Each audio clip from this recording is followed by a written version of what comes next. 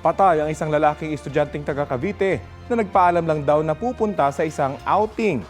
Batay sa mga pinsalang tinamo ng lalaki sa katawan, hinala ng kanyang pamilya na biktima siya ng hazing. Balitang hatid ni Bam Alegre. Kagabi lang naiuwi ang labi ng 19 na taong gulang na college freshman na si Kenneth Alcedo sa kanilang bahay sa Dasmariñas, Cavite para iburol. Linggo ng madaling araw huling nakita ng pamilya Alcedo si Kenneth na nagpaalam daw noon na sasama sa isang outing. Pero inabot na ng gabi, wala pang paramdam si Kenneth. Hindi rin makontak ang kanyang cellphone ayon sa kanyang ina. Bandang alas 9 ng gabi nitong linggo, ilang kaibigan ni Kenneth ang nagpaabot ng mensahe na nasa isang ospital sa General Trias, Cavite ang binatilyo at wala ng buhay. Agad daw nagpunta ang mga magulang ni Kenneth sa ospital. Pagdating po namin doon, tinanong namin kung nandun ba si Kenneth Alcedo. Sabi ng counter o yung information na wala silang alam na Kenneth Alcedo. Until such time na pinakita namin yung larawan ng anak namin. Ayun na nakita nila na yun na yung batang o yung taong dinala ng 3 kalalakihan at bigla na lang iniwan at nagpulalas daw yun. Nung pinipigilan silang wag umalis sapagkat kukuran sana sila ng salaysay. Dahil po ang declared po ng 3 yun ay isang hit and run yung anak ko. At sila daw po ay isang concerned citizen. Ayon sa kanyang tatay, may mga pinsalang tinamo si Kenneth na posibleng indikasyon ng hazing.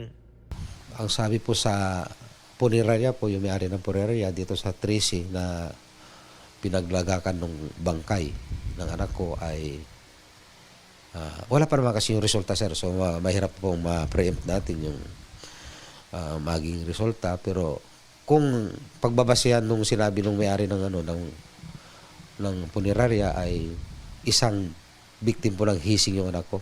Sobrang lasog po yung ng hita sa likod ng paa ng anak ko po.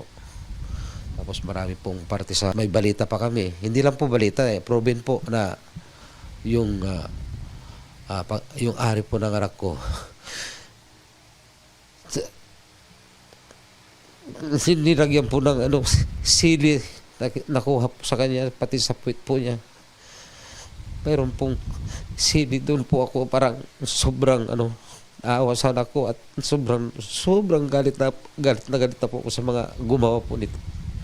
Dahil parang nababoy po ng gusto yung anak ko. Sabi ng doktor na tumingin sa biktima, kapansin-pansin ang pangingitim ng mga labi. Natanggal din ang ilang ngipin, duguan, ang mga kuko at puro pasa sa mga hita. Sabi ng pulisya, dinala si Kenneth sa ospital ng 3 lalaki pasado alas 2 ng hapon noong linggo. Patuloy na tinutugis ng pulisya ang 3 lalaki. Inautopsy na ang labi ni Kenneth at hinihintay pa ang resulta nito.